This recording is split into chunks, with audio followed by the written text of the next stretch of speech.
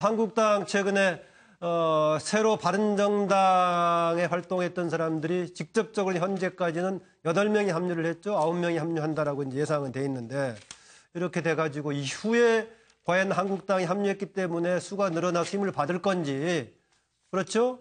바로 이틀 전에 홍준표 대표 새로 내부 정비하겠다고 대구에서 가고 박근혜 전 대통령은 출당을 시켰지만 이제 박정희 전 대통령을 우리의 모델로 삼겠다 해가지고 이승만, 박정희, 심지어는 김영삼 전 대통령의 사진까지 걸겠다 이런 얘기했는데요. 과연 내부에서 우선 갈등이 정비가 될까? 오히려 새로운 갈등이 생기는 거 아니냐 이런 얘기 있는데요. 이 관련 얘기를 좀 패널들한테 듣기로 하고요. 관련 현장을 좀 화면을 통해서 보기로 하죠. 예.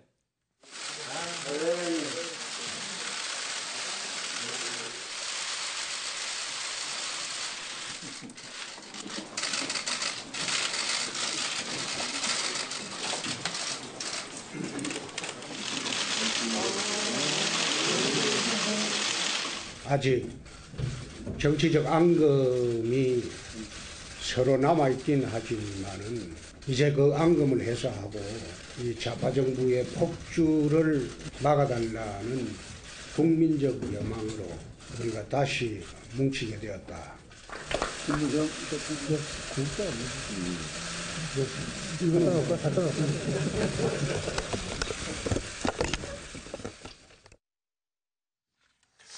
뭐 보니까 언론들에서는 내부에 지금 개파라든가 세력 싸움이 상당히 뭐 간단치 않을 거다라는 얘기하면서 그중에 홍준표 대표가 한참 주도권 행사해 왔기 때문에 이른바 친홍이 있고 나머지 뭐 비홍도 있고 한때는 친박이라고 얘기했던 홍준표 대표는 최근에 와서 잔박, 좀 나머지 친박이라고 얘기하는 거겠죠. 잔박이라고 한다면 조만간 소멸될 거다 이런 뜻도 포함하고 있는 거고요. 김무성계를 중심으로 이제 얘기를 하고 있는데 아까 보면은 약간의 기싸움 비슷한 것도 보이는데 그런 거 있을 수 있을까요? 서로 협력 관계가 될까요? 아니면은 김무성 새로 가담한 전 대표하고 홍준표 대표하고 상황이 매끄럽지 않을까요? 이종훈 박사? 네. 이거야말로 5월 동주죠. 그러니까 조금 전에 이제 5월 동주 말씀하셨는데요. 그러니까 지금 한 배를 타긴 했는데 이게 탄 건지 안 탄 건지 저게 지금 저쪽이 상대방이 적인지 아닌지 아직까지는 좀 불분명한 그런 상태. 근데 결국은 이제 어느 순간인가 적으로 좀 돌변할 가능성이 상당히 있지 않나 이렇게 생각을 하고 그 시점은 역시 이제 내년 지방선거 공천을 앞둔 그 시점이 되지 않을까 싶어요. 그래서 예. 당분간은 지금 전략적으로 지금 손을 잡고 있는 거 아닙니까? 그러니까 예. 친박계들을 어찌됐건 뭐 잔박이라고는 하지만 여전히 이제 당내에서는 그래도 세가 가장 크기 때문에 그 세력들을 적절히 견제를 하면서 홍준표 대표도 자기 입지를 계속 유지해 나가야 될 필요성이 있는 것이고 예. 김무성 전 대표 역시 이제 다시 이제 당에 들어온 상태에서 당분간은 입지를 만들어가는 과정이라고 봐야 되지 않겠어요? 예. 그런 과정이기 때문에 좀 낮은 자세를 계속 나가면서 새를 불려가는 물밑에서 새를 불려가는 그런 방향으로 당분간은 가지 않을까 이렇게 생각합니다. 네, 뭐 주제가 갑자기 바뀌는 거 최진영 변호사 아까 제가 사진 걸었다는 얘기했는데요. 네.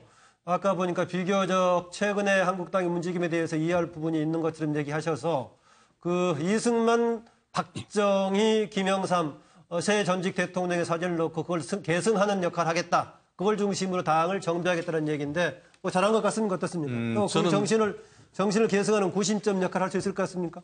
나름대로의 어떤 이제 보수 혁신과 보수 통합의 깃발은 들었다 이렇게 얘기할 수 있을 것 같습니다. 예. 실질적으로 지금 이 보수의 가치가 뭐겠습니까? 지금 자유민주적 시장 질서 그리고 또 민주적 법치 중시 이런 부분이 있는 것인데 그 부분이 사실상 부패를 통해서 상당 부분 타락했다고 국민들의 지탄을 받지 않습니까? 그렇다고 하면은 보수는 근원으로 돌아가라. 근원이 뭐겠습니까? 네. 한국의 건국의 아버지라고 할 수 있는 지금 이승만 전 대통령 그리고 네. 또 그 이후에 박정희 대통령 같은 경우에는 경제를 사실상 살렸고 네. 그런 이후에 그 두 가지를 합쳐서 민주화까지 꼽힌 것이 YS 대통령 아니겠습니까? 근데 YS 대통령은 조금 뭐 저분들에 대해서 다른 물론 평가를 그 다른 얘기도 있을 수 있습니다만 네. 어쨌든 보수적 가치를 몸으로 실천했던 그런 부분이고 네. 또 다른 분들과 달리 이분은 이미 고인이 된 부분이기 때문에 그런 부분에 대한 평가로서의 어떤 그 보수적 보수적 가치를 얘기할 수 있다는 점에서는 네. 나름대로 어떤 그 좋은 어떤 그 상징을 지금 걸었다라고 생각을 할 수 있는 것 같은데요.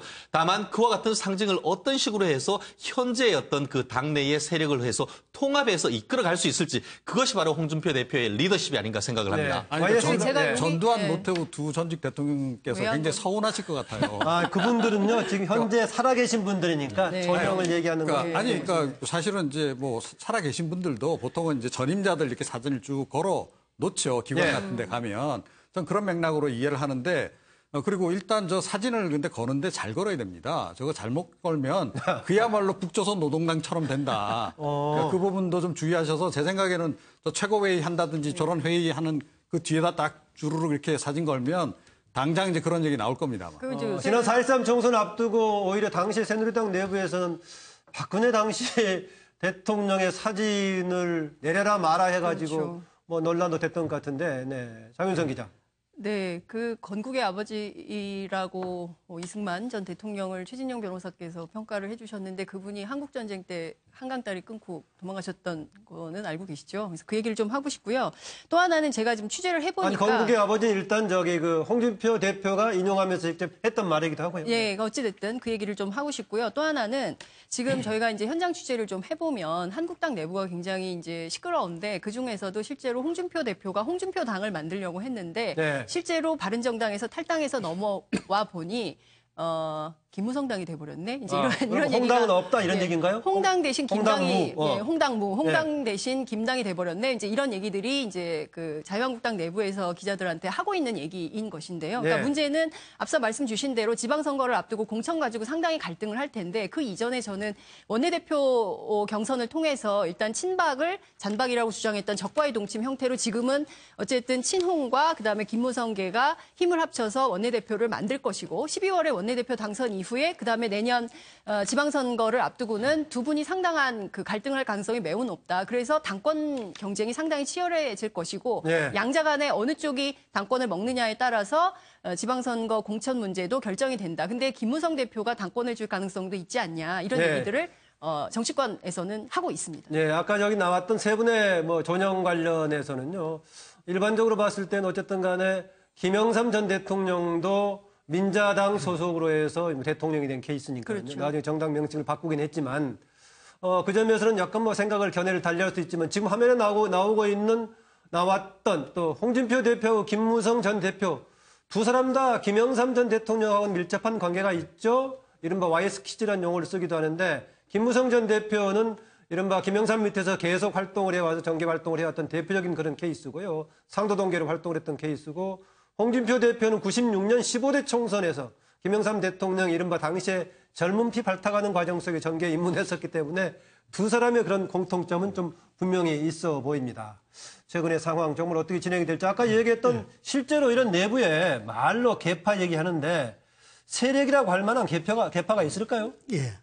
지금 그 친박 의원들이 요구해가지고 내일 의원총회가 예. 오후 2, 3시에 열린답니다. 예. 거기서 아마 이 복당 의원들에 대해서 심사를 해야 된다. 예. 뭐 이렇게 이야기했는데 홍준표 이야기 그 대표 말에 의하면은 그 심사위원회에서 이미 통과해가지고 최고위원회도 거쳤다. 예. 그래서 이미 다 끝났다는 거죠. 그 복당 절차는. 대신 저기 뭐 서청원 처기가 문제하고 뭔가 서로 막걸리 하려는 그런 느낌도 있어 보이던데요.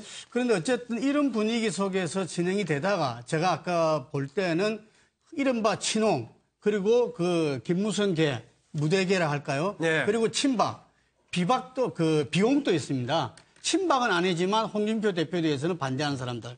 그러니까 이런 그 그룹들이 있는데 이 그룹들의 아마 1차전이 제가 볼 때는 12월 초선에 원내대표 경선에서 이루어진다고 네, 봅니다. 네. 그 경선까지는 어떤 친홍과 친김이 서로 합세하지 않겠나 이렇게 그 보여지고요. 그 부분의 핵심이 그 김성태 의원입니다. 김성태 의원이 바른정당에서 1차 이 복당한 어떤 의원의 중심이었는데 이분이 원내대표로 나오는데 최근에 네.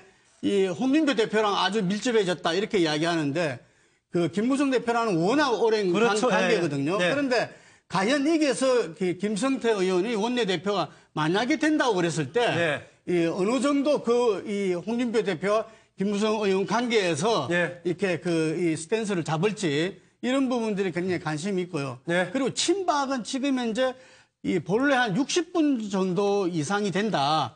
현재 자유한국당 의원 중에서. 입문 과정으로 보자면 그런데 예. 그동안의 세력 관계가 많이 예, 변했으니까. 그래서 지금 핵심 친박은 한 15분 정도 된다. 이렇게 이야기하고 그러니까 있습니다. 홍준표 대표 편은 잔박이라고 했는데 예, 그 홍준표 잔박이- 대표가 정리하겠다는 얘기네요, 또. 잔박이 한 15분 정도 된다고 이야기하는데 이게 원내대표 경선을 통해서 아마 이 개파가 상당히 정립될 것 같습니다. 예, 예. 정리될 분은 정리되고 예. 새로 모일 분들은 뭐 이렇게 될 것 같습니다. 네, 김현성 부원장이 뭐 할 말이 꽉 찼나 계속 손을 드네요. 예.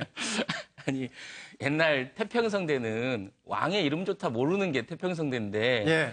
저는 몰라도 될 것을 너무 많이 해요. 전 되게 여기 보면서 친홍, 뭐 친박, 잔박, 뭐 무대, 뭐 저는 참 국민들 좀 복잡하시겠다 생각. 그래도 좀 저는 아시니까 평론할 수 있는 거죠. 예. 아무 정말 그 국민들의 관심이 없는 내용인 것 같고요. 저는 이제 전형 문제부터 제가 잠깐만 얘기 드릴게요. 뭐냐면 저는 이제 하나는 알고 둘은 모른다. 일단 예를 들면 이런 전형이나 이런 걸 통해서 뭔가 국민들하고 여기 교감하고 국민들이 존경하는 분들을 통해서 우리의 가치를 전달하는 매개 역할을 한다라는 메시지 전략 차원에서는 의미가 있어요. 예. 근데 과연 지금 이승만, 박정희, 김영삼 대통령 저는 이분들 딱 봤을 때 일단 이승만, 박정희는 올해 유신하고 예를 들면 올해 그냥 하셨던 분들 네. 뭐 이런 생각밖에 안 들어요. 예. 근데 여기에서 무엇을 배우실 건지 그러면 자유한국당이 그냥 뭔가 앞으로 독재할 것을 생각하고 계신 건지 네. 저는 좀 그런 마음이 들어서 이게 잔기술만 있으신 것 같다. 예. 그러니까 잔박이 있다면 잔홍이 있는 것 같다. 잔기술 홍준표가 있는 것 같아요. 예. 좀 큰 기술을 썼으면 좋겠다. 예. 라는 생각을 드립니다. 네, 아까 근데 뭐 참고적으로 말입니다. 예. 예, 그 민주당이 현재 여당, 예. 야당 시절에는 개파가 더 많았습니다. 그래서 개파 가지고 뭘 할 일은 아닙니다. 예. 그 홍준표 대표가 계속 좀 이런 왔다 갔다 하시는데 또 잔박이라고 했다가 스스로 잔박을 정리하겠다고 했던 발언이 있죠? 그 화면 좀 보여주실래요? 예. 자유한국당에 있는 것은 개파가 아니고 이익집단입니다. 개파라고 굳이 이야기하면 남아있는 것은 친박들. 근데 친박들 우리 당에 거의 없어졌어요. 친박이 이념이 있습니까? 이익집단이었어요. 그렇기 때문에 소멸도 쉽게 되는 겁니다. 친박의 중심이 박근혜 대통령이에요. 근데 박근혜 대통령이 출당이 됐는데 이 당에 친박이 있을 리가 있습니까? 내가 그거 이야기하는 거는 잔박이라고 했어. 근데 오래가지 않을 것이라고 했어. 신보수주의 새로운 가치를 세우고 보수의 혁신을 가로막는 구태 세력들과는 당당하게 정리를 하도록 하겠습니다. 지금 발언했던 문맥을 쭉 따라가면은 마지막에 구태 세력을 결국 잔박으로 좀 연결을 좀 시키는 것 같은데요. 홍준표 대표 계속 이렇게는 하고 있는데 과연 어떻게 좀 진행이 될지 뭐 여러 가지 지켜봐야 될 것 같은데 그 중에 하나가요. 아까 김능구 대표가 그런 얘기 했었죠. 일단 12월에 있을 내별 이번 현재 정우택 원내대표가 끝나게 되니까 새 원내대표 선출 과정이 좀 구체화될 거다 이런 얘기 했는데 김관덕 부장 전망 어떻게 하세요? 일단 뭐 그걸 앞서서 이제 얘기하자면 네. 이번에 하여튼 탈당파들의 복당 이게 있으면은 여러 가지 뭐 장단점이 있습니다만은 네. 일단 제가 상태는 아까 누가 5월 동주라고 했었는데 시작은 김관덕 부장이 먼저 5월 얘기했죠. 동주가 아니 5월 동주는 이명박 박근혜 전 대통령이 그 단어를 5월 먼저 동주였고 썼습니다. 이제 앞으로 이 자유한국당은 동상이몽 상태로 간다. 5월 동주하고는 좀 다르니까 5월 동주. 오늘 뭐 좋은 얘기 여러 번 하시네요. 네, 그래서 예. 이제 3가지 내지 4가지 세력이 5월 동상이몽으로 가는데 기본적으로 이 정치라는 건 양측면이 있는 거거든요. 여기서 득이 뭐냐 하면 일단 바른정당을 원내교섭단체로 사실상 해체시킨 거는 네. 한국당에는 득입니다. 그리고 이게 잘하면 보수 대통합, 중통합을 넘어서 대통합으로 갈 수 있는 계기가 될 수 있다는 게 있지만 네. 문제는 뭐냐 하면 한 지붕 세 가족 네 가족이 되면 시끄럽고 계속 안 좋은 기사가 나와요. 약간 민주당 이야기 하셨는데 과거 민주당에 보면 친문계뿐만 아니라 친손계, 친안계 뭐 해가지고 그 친손, 친안 다 설명 안 해도 알겠죠. 서너 갈래의 세력이 있어서 계속 싸우는 기사만 나왔어요. 네. 앞으로 이 한국당이 그렇게 될 가능성이 원내대표 경선부터 있지 않느냐 하는데 원내대표 경선에 이번에 이제 소위 친홍과 친김무성 세력 쪽에서 김성태 의원을 내놓고 네. 그런 범친박 쪽에서는 지금 고민하는 게 이주영 의원이냐, 홍문종 의원이냐, 유기준 의원이냐 뭐 이런 사람들을 놓고 카드를 고민하더라고요. 근데 예. 저한테도 물어보는데 타당하게 딱 제압을 할 수 있는 후보가 없다는 거죠. 정우택 현재 원내대표만큼의 표를 얻을 수 있는 후보가 없어서 고민하고 있는 것 같고. 그러면서 김성태 의원 너무 화면에 많이 띄워주네요. 혹시 그러니까 이게 좀 도움되나 이쪽에는 모르겠네요. 근데 사실 네. 그게 내일부터 시끄러워질 거예요. 친박계에서는 이제 얼굴이 많다 보니까 이 사진을 고르기가 쉽지 않은 모양인데 그런데 이제 거기 아닌 여기도 저기도 아닌 데서는 또 최근에 단골로 출마한 김성태 나경원 의원은 얼마 전에 특수학교 관련해서 화면에 많이 나왔기 때문에 플러스 마이너스 하면은 뭐 효과는 비슷하리라고 나경원 봅니다. 의원도 네. 출마 가능성이 있는데 네. 현재로서는 이렇게 범친박이 단일화를 못하면 김성태 의원이 친김의 연대에서 미는 김성태 의원이 유리할 수도 있다 이런 얘기가 예, 나오고 우리가 있습니다. 아무래도 지금 평론 논평하다 보면은 정치 현상에 대해서 비판적인 지적을 하기 마련인데요. 아까 이명박 전 대통령 얘기도 했었고 이어지면서 바로 홍준표 대표를 얘기하다 보니까 너무 여당 얘기는 안 하는 거 아니냐는 생각이 들기도 합니다.